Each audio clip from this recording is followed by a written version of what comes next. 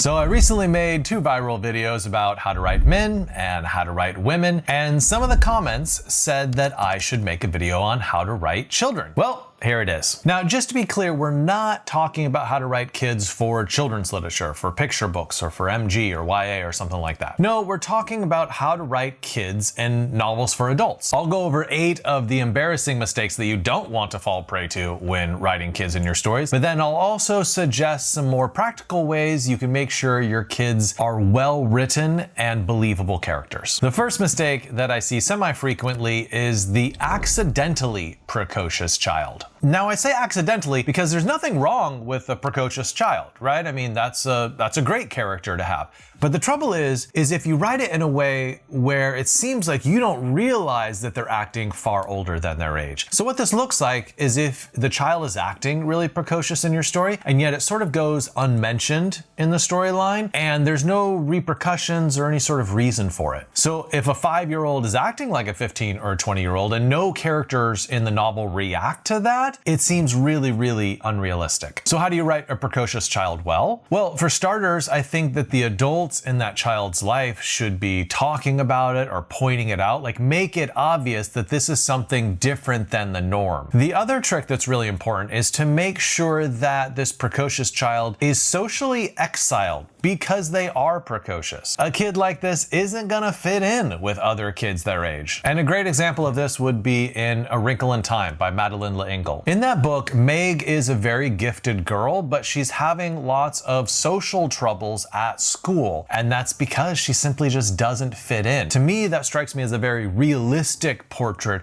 of what a precocious child would be like. A second common mistake when writing children is the supernaturally well-behaved child. I have seen movies where parents will ask a child to go to bed and they'll like protest for like half a second, and then suddenly they'll just like trundle off to bed all obedient like, and I'm like, hold on here. Like, that's the most unbelievable thing I've ever seen in my life. It would be more believable if like aliens had come in and kidnapped the child and took them up to bed. And I want to ask the author, like, have you been around children? Have you tried to put a child to bed? It would be easier to negotiate with the Taliban. So what's the upshot here? Don't make your child character too perfect. You have probably heard of Mary Sue's and Gary Stu's, which are female main characters, and male characters which are too perfect. And I would like to suggest the Cherub Stew and Cherub Sues as being too perfect of children. I claim that phrase. I came up with it, so make sure to cite me if you say that elsewhere. Now, to be clear, there are some authors who fail on the opposite side of the spectrum, where every single child in everything they write is constantly misbehaving, which I also find incredibly unrealistic. They're doing this because it's a really easy, cheap way to get conflict into the narrative and to make the adult parent viewers or readers like sympathize, but I think it's not true to how kids normally act. Like, it's usually a mixture of good behavior and bad behavior. Let's move on to the third mistake when writing children, the tiny adult syndrome. This is when child characters are written with the sophistication and reasoning of an adult. Now, if you want to play this off for laughs, that can actually work. I think of something like a young Sheldon. There is a young kid who acts far too old for his age, but it works because it's really funny, like it's his shtick. But if you're not going for laughs and you depict your child character thinking like an adult, it's not going to ring true to your audience. So here are 3 quick ways you can make your kid be more kid-like. 1, look for places where the kid won't be exactly logical. Like a kid is driving in a car, they see the moon and says, oh, the moon is following us. It wants to be our friend. That type of kid logic is not something that an adult would ever say, but it's the essence of what being a kid feels like. I also think your child character should have some wild or imaginative thoughts. When my kid was younger, he once asked why we couldn't put windows on the floor of our house. Why?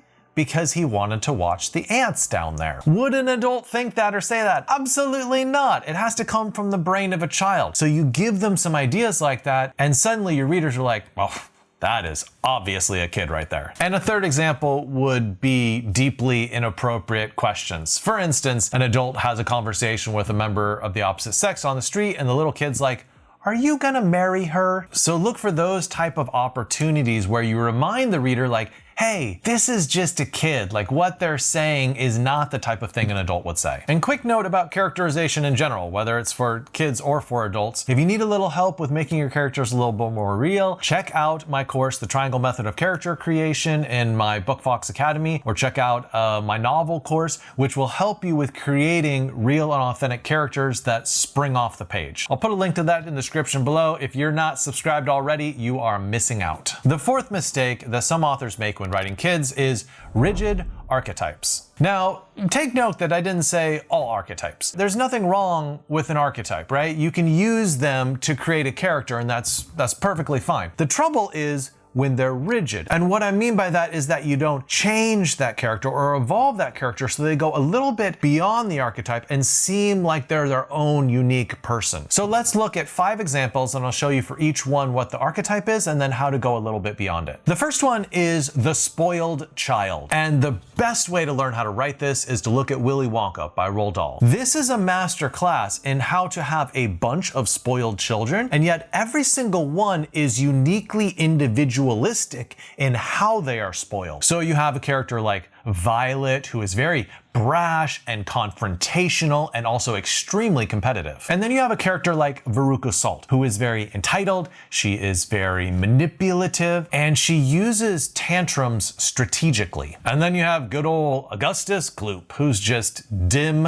and gluttonous. So if you want to write a spoiled child, perfectly fine, that's great. Just think about what traits you're going to give them that's going to separate them out from other spoiled children. The second archetype we could look at would be the innocent. And for an example of this, we're going to look at Cormac McCarthy's The Road. But this child doesn't remain just a prototypical innocent. He has phrases like carry the fire, and he has an immense sense of generosity and kindness toward others, even though he's living in this apocalyptic wasteland. Another archetype would be the genius. And I think of 7-year-old Mary in the movie Gifted. And one thing that helps to set her apart is it's not a normal father-daughter relationship. It's actually her uncle who is taking care of her. And I find that's a nice little twist that helps the movie not seem so predictable and routine. A fourth archetype would be the chosen one. And for this, let's look at the movie The Girl with All the Gifts. This girl is different because she is immune from the virus that causes the zombie apocalypse. But the author doesn't stop there. That would be a mistake. She would be a stereotypical character. Instead, she has this girl have a great love for learning and has her love Greek myths, especially Pandora. What that does is it just helps her make her a little bit more unique as a character. And the fifth kid archetype would just be comedic relief. Kids are funny. They're often put in stories just as a way to get laughs from the reader. And for an example of this, I think of Little Miss Sunshine, where we have a little girl who's traveling to a beauty pageant. But what sets her apart and why she breaks out of this stereotypical archetype is that she doesn't exactly look like a prototypical beauty pageant girl. Like, she doesn't fit into that norm, and she certainly does not act like one on stage either. Anyway, it is fine to use broad archetypes for your child characters. Just do some work to make them individualistic and to make them seem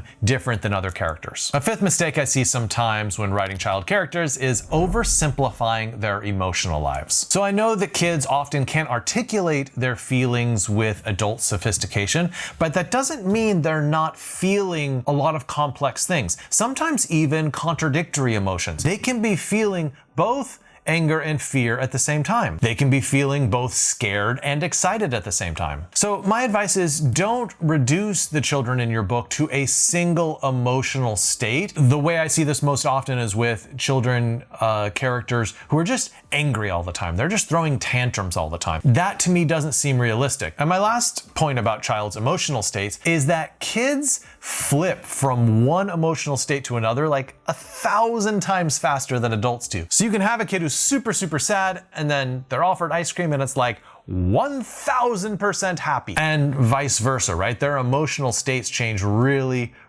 quickly. If you use that in your book, it'll feel authentic to the reader and also might provide a bit of a laugh. The sixth mistake is the old soul complex. Some child characters are simply too knowledgeable. One of the great things about kids is that they're often wonderfully naive. A really good example of how to do this would be in the novel Room by Emma Donoghue. In this novel, we have a child narrator named Jack, and he is imprisoned inside a very small room with his mother. And they're imprisoned by a guy called Old Nick, who's kept them there for the last 7 years when he's done exactly what you would expect to this woman, and the child is the result. Now, having a child narrator is literally the only way that this book could work, because it's dark enough as is. But when you see it through the lens of Jack, you see it through this very naive, pretty happy kid who doesn't know there's an outside world. Like, he's happy to be with his mom and to live his life in this small room. It breaks your heart as a reader, but his naivete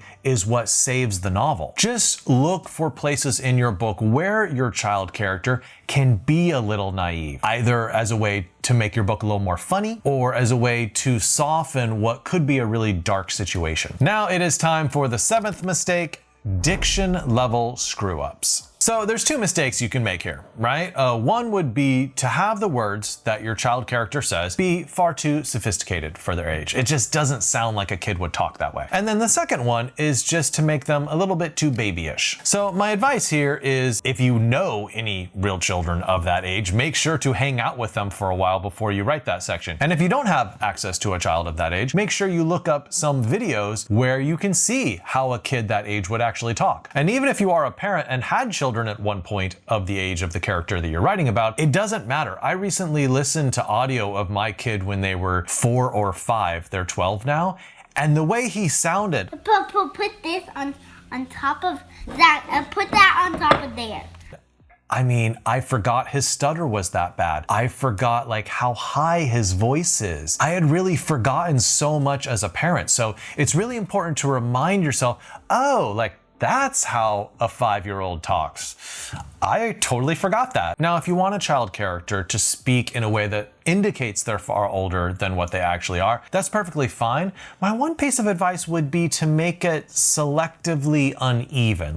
Most of the time they talk in this very sophisticated way, but sometimes something's gonna squeak out that reveals oh, they're still just very much a kid. And lastly, the final mistake that we're going to look at when writing kids is generational assumptions. If you are a Gen Xer or a baby boomer or something and trying to write a kid, which I guess would be Generation Alpha, right? Then there is going to be some different belief systems going on. If you interview a bunch of 8-year-olds, 80% of them are gonna list influencers being one of their top 3 jobs. That might surprise older folks quite a bit. Also, remember that kids have completely different celebrities than you do. My kids worshipped Dude Perfect for years and years before they ever knew the names Tom Cruise or Brad Pitt. A third thing to think about is just different generational expectations. To a 6 or 7-year-old, it may be perfectly natural for them to have a phone because their friends have phones, while to someone who's slightly older, it'll be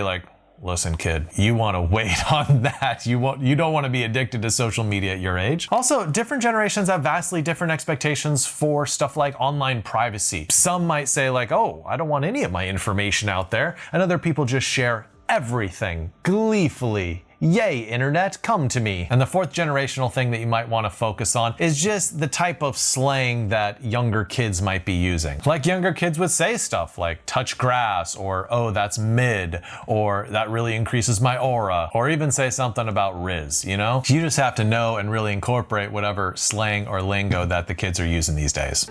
How do you do, fellow kids? What? So the final goal is to come up with a child character that doesn't have the diction and societal beliefs and expectations of, say, a Gen X author.